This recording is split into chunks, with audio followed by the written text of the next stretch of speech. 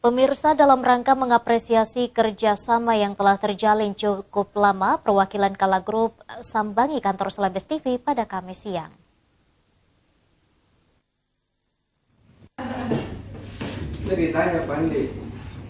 Sejumlah perwakilan Kala Group menyambangi kantor Selebes TV yang terletak di Menara Boswa, lantai 15 pada Kamis siang.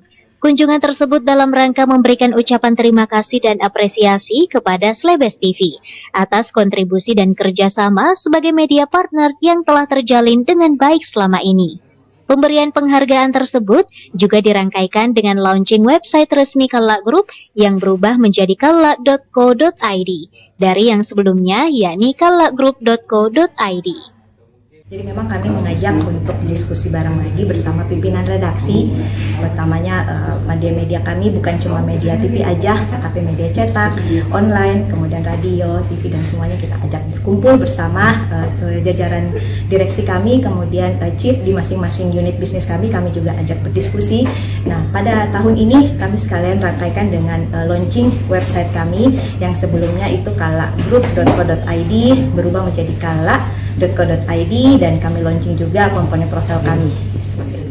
Pemberian apresiasi tersebut menjadi agenda tahunan Kala kepada media partnernya. Dia berharap hubungan kerjasama Kala bersama media partnernya termasuk Selebes TV dapat terjalin dengan baik hingga ke depannya. Fitri Herunisa, Selebes TV.